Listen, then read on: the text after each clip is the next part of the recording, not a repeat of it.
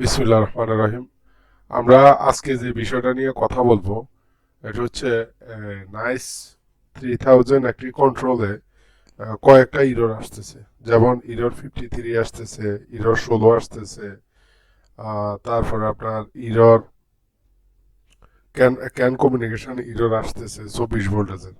তো এই ধরনের একসাথে কয়েকটা ইরর আসলে বা ইরর শো করলে আপনি সমাধানটা কি করবেন বা কোন জিনিসগুলো আপনি চেক করবেন, ইভেন কোন জিনিসটা চেঞ্জ করে দিলে আপনার সমস্যাগুলো সমাধান হতে পারে। তো সেক্ষেত্রে আমরা প্রথমত বলবো ইরর 16 নিয়ে। ইরর 16 বা ইরর 16 এটা বেশিরভাগ সময় আসে আপনার ফেজ ফেলিওয়ার হলে বা কারেন্ট বা ভোল্টেজ সাপ্লাই কম হলে। তো সেক্ষেত্রে আপনার রান কন্ডাক্টর কোনো কারণে যদি এনওএনসিতে থ্রি ফেজে একটা ফেজ মিস করতেছে, তখনই এই ইররটা আসতে পারে। আবার আপনার যদি ফেজ ফেলিওয়ার হয় সেক্ষেত্রে এই ইররটা আসতে পারে, বা ভোল্টেজ কম হলে কারেন্ট কম হলেও এই ইররটা আসে। আবার হচ্ছে আপনার ইরর 53। ইরর 53-র অনেকগুলা সমস্যা ফেস করা সমস্যার জন্য ইরর 53 আসে। যেমন আপনার ডোর লিমিটে, ওপেন ক্লোজের লিমিটে সমস্যাগুলো 53 আসে।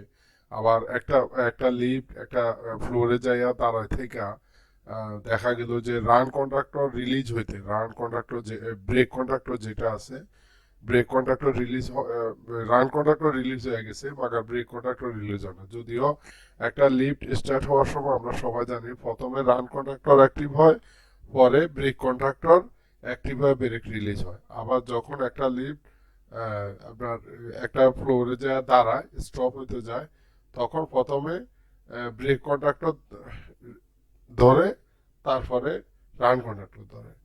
তো সেক্ষেত্রে যদি কোনো কারণে আপনার ব্রেক কন্ডাক্টরটা ছাড়তে সময় লাগে, রান কন্ডাক্টর আগে ব্রেক কন্ডাক্টর ছেড়ে দেয় একটা লিফট স্টপ হওয়ার সময় একটা ব্লোতে, তখনই আপনার এই ইররটা আসতে পারে 53। আবার আপনার একটা লিফটের ফটো সেন্সর, মানে ডোর সেন্সর যেটাকে আমরা ফটোসেল বলি, ফুল লাইট সেন্সর বলি, ওই সেন্সরের সমস্যা হয় তখনও কিন্তু 53 আসে। আবার আপনার ক্যান কমিউনিকেশনের যে সমস্যা বা মোড প্লাস মোড মাইনাসের সমস্যা, মোড বাসের সমস্যা হয়, এই সমস্যাটা বেশিরভাগ 24 ভোল্টেজের কারণে হয়। এসএমপিএস যদি কোনো কারণে ভোল্টেজ সাপ্লাই মাঝে ফল্ট করে, ওইটাও ড্রপ করে, তখন এই ফলটা আসে। তো আমাদের এই লিফটে এই ধরনের সমস্যা অনেক আসতেছে। তো আমরা প্রথম অবস্থায় লিফটটা অবজারভেশন করলাম।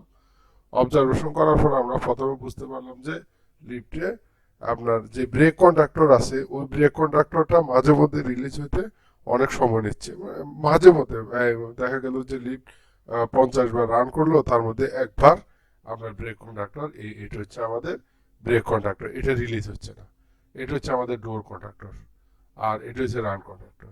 তো এই ব্রেক কন্ডাক্টরটা মাঝে মধ্যে ফল্ট করতো, আমরা একটা প্রবলেম পাইলাম যে ব্রেক কন্ডাক্টরে সমস্যা আছে।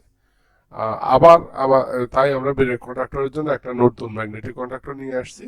আমরা এই ম্যাগনেটিক কন্ডাক্টরটা ব্রেকের যে ম্যাগনেটিক কন্ডাক্টর আছে ওইখানে ইনস্টল করে দিব।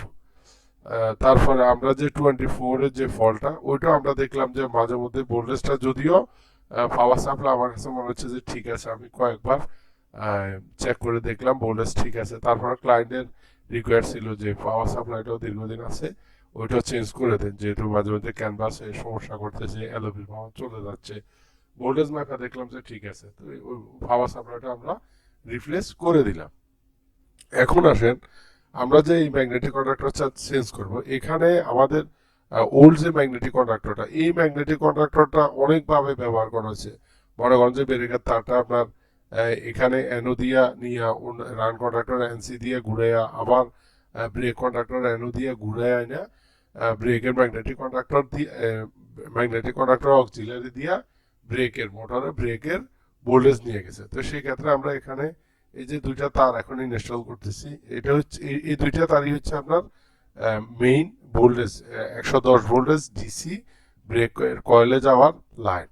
তো এখন আপনারা হয়তো কোশ্চেন করতে দুইটাই এক পাশে অক্সিলারিতে লাগাতেছে কেন, কারণ এগুলো বিভিন্ন জায়গায় অক্সিলারি ব্যবহার হয়ে আসছে, তো এখানে এই দুইটা এইভাবেই দিছে। তা আমরা কি করব এখন, ওইগুলা থেকে খুলে এই দুইটা এখানে দিয়েছে আর এখানে একটা জাম্পার দিয়ে দেবো, তাহলে কি হলো এখানে যখন ভোল্টেজটা এখানে আসবে ঘুরে এখানে এসে এখান থেকে আবার আরেকটা অক্সিলারি ব্যবহার হয়ে তারপরে যাবে। দেখেন এখানে আমরা একটা জাম্পার ব্যবহার করে দিছি। এখন আবার আমাদের যে নিউট্রালটা আছে মানে মাইনাস ভোল্টেজটা, তো মাইনাস ভোল্টেজটা আমরা এই একই ম্যাগনেটিক কন্ডাক্টর দিয়ে নিব, যদিও অন্য জায়গায় ওই মাইনাস ভোল্টেজটা আমরা অন্য অক্সিলারি ব্যবহার করছে, এদিকে নিচে ওইদিকে নিচে এই ম্যাগনেটিক কন্ডাক্টর ওই ম্যাগনেটিক কন্ডাক্টর ইউজ করছে।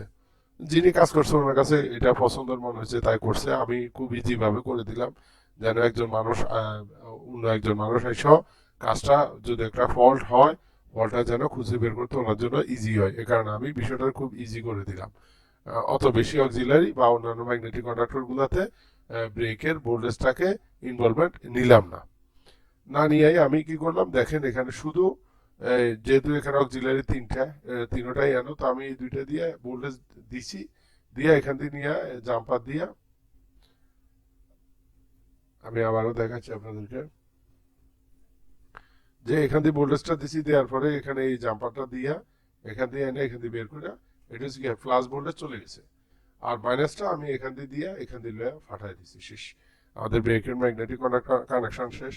তো এখন দেখেন আমরা অতিরিক্ত জাম্পার বা অতিরিক্ত তার ব্যবহার করার কারণে যদিও আমাদের অনেকেই বলে এটার জন্য সেফটি বাড়ে, আমি মনে করি যে সেফটি বাড়াতে গিয়ে কাজে হ্যাম্পারও হয়, শুধু প্রত্যেকটা কাজেরই সমান এবং বিপরীত প্রতিক্রিয়া থাকে।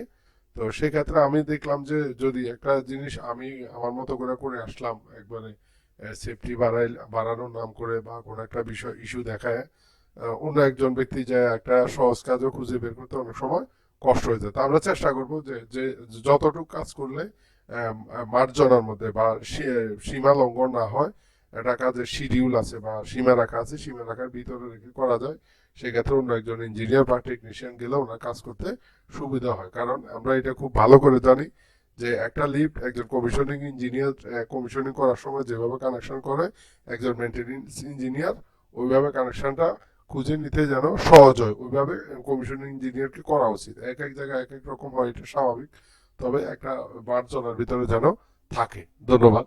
আচ্ছা, এখন হচ্ছে আমরা ব্রেকের ম্যাগনেটিক কন্ডাক্টর কানেকশন করে ফেলছি। তো এই ম্যাগনেটিক কন্ডাক্টরে আমাদের কোনো জাম্পার বা কোনো কিছুর এক্সট্রা প্রয়োজন পড়ে না, বা এটার সাথে আমরা অন্য কোনোটা ইনভলভমেন্টও নেই নাই। এটা ব্রেকের ম্যাগনেটিক কন্ডাক্টর, এখানে ব্রেকের ভোল্টেজ, এটার ভোল্টেজ অন্য রাড কন্ডাক্টর ডোর কন্ডাক্টরে দিয়ে আমরা ঘুরাই নেই নাই। না নেওয়ার কারণে দেখেন এখানে শর্ট করার কারণে দেখেন ওল্ড ম্যাগনেটিক কন্ডাক্টর আমরা খুলে নেওয়ার কারণে আমরা দেখতেছি কি এখানে ওল্ড ম্যাগনেটিক কন্ডাক্টরের ভিতরে আপনার তার এক্সট্রা জাম্পার তার রয়ে গেছে।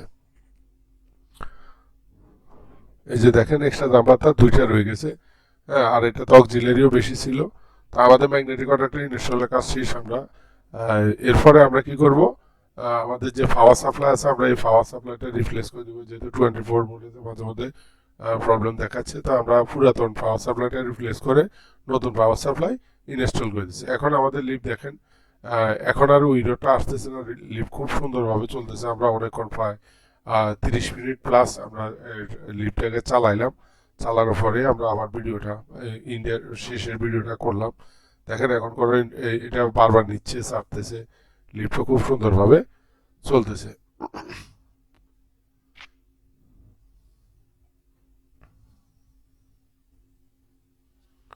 লিফট রান নিচে, এর আগে আমরা কয়েকবার চালু করছি। নিচে একজন মানুষ আছে, উনি এক এক প্রত্যেকটা ফ্লোরে গিয়ে গিয়ে দেখতেছে যে কোনো কারণে এটা এই ফলটা আসে কিনা। বিশেষ করে ব্রেকে ম্যাগনেটিক কন্ডাক্টরের কারণে একটা ফল্ট আসতেছিল, ওই ফলটা আসে কিনা। তা আমাদের আজকের কাজই ছিল এই পর্যন্ত। ধন্যবাদ সবাইকে। আমাদের নতুন নতুন ভিডিও পাওয়ার জন্য আমাদের পেজ এবং চ্যানেলকে লাইক এবং সাবস্ক্রাইব করে রাখুন। ধন্যবাদ সবাইকে, ভালো থাকবেন, আল্লাহ হাফেজ।